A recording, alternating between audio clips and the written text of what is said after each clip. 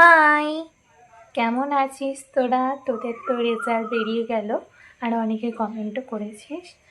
75% ছিল একটা বোনের, আরও অনেকে দেখলাম একজন 617 পেয়েছে।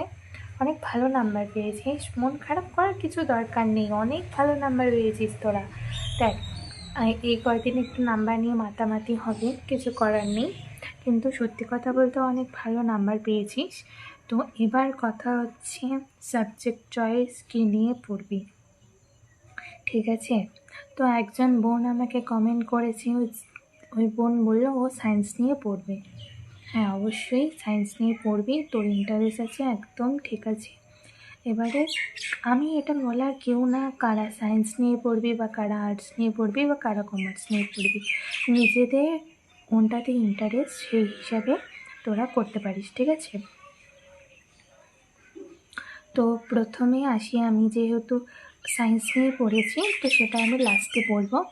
আর্টস আর কমার্সের ব্যাপারে আমি যেটুকু বলবো সেটা হচ্ছে, সবাই তো আমরা স্বপ্ন দেখি ছোটোর থেকে নিজেকে, যে অনেকে দেখে আমি ডাক্তার হব, অনেকে ইঞ্জিনিয়ার, অনেকে টিচার, অনেকে অনেকে সিএ দেখে। কমার্স নিয়ে পড়ে যারা, অনেকেরই স্বপ্ন সিএ।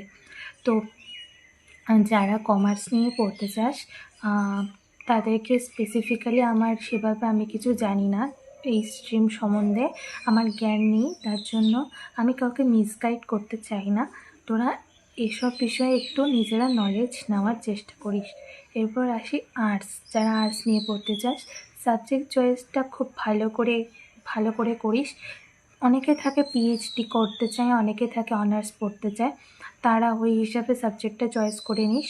কারণ দেখ, এই যে 11-12 তুই সাবজেক্টটা যেভাবে চয়েস করবি, এটা কিন্তু অনেক কিছু ডিপেন্ড করে, তোর ফিউচার কেরিয়ারের উপর অনেক কিছু ডিপেন্ড করে, ঠিক আছে? এরপর অনেক ভালো ভালো সাবজেক্ট আছে আর্টসেরও, যেগুলোর কম্বিনেশন খুব ভালো, সেগুলো বিষয়ে একটু ইউটিউবে দেখে নিস। এবার আসি সায়েন্সের বিষয়। আর প্রথমেই একটা কথা বলবো, যারা মাধ্যমিকের নাম্বার দেখে অনেকে হয়তো সায়েন্সে ভাবতেছিস যে আমি এই সাবজেক্টটাতে এত নাম্বার পেয়েছি, আমার 90 ঘরে নাম্বার, তার মানে তো আমি এই সাবজেক্টটাতে খুব ভালো। এটা কিন্তু একটা সবথেকে বড় ভুল ধারণা। আমি আগেই বলে দিতে চাই, কোনো মিসগাইড করতে চাই না কাউকে, কোনো কিছু যা বলবো ভাই সত্যি কথা বলবো, এটা একদম একটা ভুল ধারণা। আচ্ছা, আজকে আমি তোদেরকে সায়েন্সের কিছু বই দেখাবো, একদম ভয় পাওয়ানোর জন্য না, সত্যিটাকে চোখের সামনে তুলে ধরার জন্য। তারপর এবারে বললাম নাম্বারের ব্যাপারটা, ঠিক আছে? 10-এর সিলেবাস, 11-এর সিলেবাস, আকাশ পাতাল পার্থক্য। সায়েন্সের আকাশ পাতাল পার্থক্য, কিন্তু এটা একটা অনেক বড় জিনিস। এই সব জিনিস প্রিপেয়ার করে যাবি আগের থেকে। তোদেরকে আমি ভয় দেখাচ্ছি না, তোদেরকে আমি সত্যটা বলে দিচ্ছি যে এটা কিন্তু আছে, ঠিক আছে? এবার আসি, তোরা কেউ কোচিং নিতে চাস, হয়তো কেউ নেটের প্রিপারেশন করতে চাস, কেউ জেই দিতে চাস, ঠিক আছে? তাদেরকে আমি বলবো 11 থেকে পড়া শুরু করে দে। তুই এটা ভাবিস না ভাই তোর বোর্ডে এটা ইফেক্ট ফেলবে, কোনো দিন না। সিলেবাস সেম, বোর্ডে কোনো দিন এটার ইফেক্ট পড়বে না। আমি বলছি, আমরা যেটা করতে পারিনি, আমাদের মতো আমাদেরকে এগুলো বলার জন্য না হিন্দিতে অনেক ভিডিও পেয়ে যাবি, বাংলাতে বলার মতো এগুলোতে কেউ নেই। আর আমরা হুট করে, আমাদের বোর্ডের কেউ যেহেতু বলছে না, হুট করে বিশ্বাস করতে পারিনি। আমার ক্ষেত্রে এটা হয়েছিল, বা হয়তো বলেছে তখন বিশ্বাস করতে পারিনি। তাই বলতেছি আগের থেকে পড়া শুরু কর, 11 থেকে অনেক অনেক হেল্প পাবি তোরা। অনেক সেম জিনিস, কোনোটাই কোনো কিছু বাদ নাই, একদম সেম জিনিস। আমার কাছে এনসিইআরটি বুকও রয়েছে, আমার কাছে 11-12 বুক আছে, আমি তোদেরকে দেখাবো। আচ্ছা, বইগুলো আগে দেখাই তারা। এটা হচ্ছে আমাদের কম্পিটিটিভ এক্সাম এটা হচ্ছে এনসিইআরটি বই, এটা হচ্ছে আমাদের বোর্ডের বই, ঠিক আছে? আমার সময় এই বইটা আমি পড়েছিলাম, আর হচ্ছে এখন কম্পিটিটিভ এক্সামের জন্য এই বইটা পড়েছি। তো এই বইটা আমি তো 2025-এ পাস আউট করেছি, তখন ছিল। এখন সেমিস্টার সিস্টেম, এখন তো 6 মাস বই যদি ভাগও হয়ে যায় তাও আলাদা। যদিও এটা শুধু আমাদের, এই দেখো এটা লেখা আছে কিন্তু শুধুমাত্র আমাদের বোর্ডের সিলেবাস, কম্পিটিটিভ সিলেবাসের যেটা আছে ওটা আরও মোটা, ওটা ছায়ার একটা আমার কাছে আছে, এত মোটা বইটা। ওই বইটা আমি বোর্ডের জন্য পড়িনি, তাই আমি ওটা দেখালাম না, শুধু মাত্র ভয় পাওয়ানোর জন্য দেখায় কোনো লাভ নেই।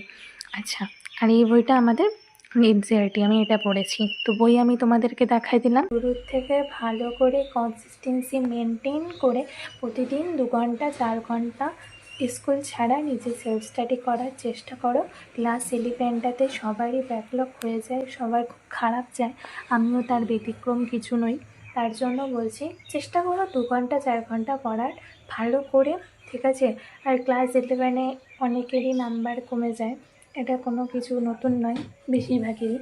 তো আসলে একটা অনেক বড়, আমরা সবাই ভাবি অনেক বড় পরীক্ষা দিয়ে পেরিয়েছি, তাই প্রথমে ভয় লাগবে, খারাপ লাগবে, অনেক কিছু ফিলিং হবে, কিন্তু এই ফিলিংগুলো সব তোমাদের হবে, আগেই বলে দিচ্ছি। এমনও মনে হবে আমি সায়েন্স নিয়ে ঠিক করলাম, তো এই জিনিসটাও মনে হবে, আগেই বলে দিলাম। এগুলো নর্মাল, কোনো কিছু না, সবার সাথেই হয়। 80% স্টুডেন্টের সাথে হয়, 20%কে আমি ছাড়লাম, কারণ হতে পারে 20% স্টুডেন্টের সাথে হতে নাও পারে, কিন্তু আমি যাদের সাথে অনেকের সাথে কথা বলেছি সবারই হয়। আর এটুকুই বলবো, বছরের প্রথম থেকে ভালো করে পড়াশুনো করো, ঠান্ডা মাথায় প্রতিদিন 2 থেকে 4 ঘন্টা প্রথমে শুরু করো সেলফ স্টাডি করা। প্রথমেই 9-10 ঘন্টা পড়তে হবে এমন কোনো কোথাও লেখা নেই, ঠিক আছে? প্রথম থেকে এটুকুই গাইড করতে পারি। আর বাকি ভালো করে পড়াশুনো করো, আরও ভালো ভালো রেজাল্ট করতে হবে এইচএসে, তো ভালো করে পড়াশুনো করবে। আর টিচারদেরকে ব্লাইন্ডলি ফলো করবে, ঠিক আছে? যার কাছে তুমি পড়বে তাকে ব্লাইন্ডলি ফলো করবে, সব কিছু করতে যেও না, তাহলে কিছুই হবে না। এটুকুই বলার আছে, বাকি অল দ্য বেস্ট। আরও অনেক কিছু করতে হবে। আর সাবজেক্ট চয়েসের ক্ষেত্রে পিসিএমবি নিতে পারো, পিসিবিও নিতে পারো, আর সাথে কম্পিউটার সায়েন্সও নিতে পারো। এনভায়রনমেন্টাল বলে একটা সাবজেক্ট আছে, এনভায়রনমেন্টাল সায়েন্স সামথিং এরকম, ওই সাবজেক্টটাও খুব ভালো, ওটা খুব স্কোরিং সাবজেক্ট, জানি না এখন আছে কি না, আমাদের সময় ছিল, তো এটা নিয়েও করতে পারো। আজকের জন্য, এরপর কোনো টপিক থাকলে তোমরা বলো, তোমাদের কোনো ভিডিও লাগলে, বাকি আমি আর এই বিষয়ে ভিডিও বানাবো না, এরপর আমার নর্মাল স্টাডি ভ্লগ যেগুলো আমি বানাতাম ওগুলোই বানাবো। আমার মনে হয়েছে আমি যেগুলো ফেস করেছি সেটা যেন আর কেউ ফেস না করে বলে দেওয়া, সেটাই বলে দেওয়ার চেষ্টা করলাম। আচ্ছা, আজকে আসি।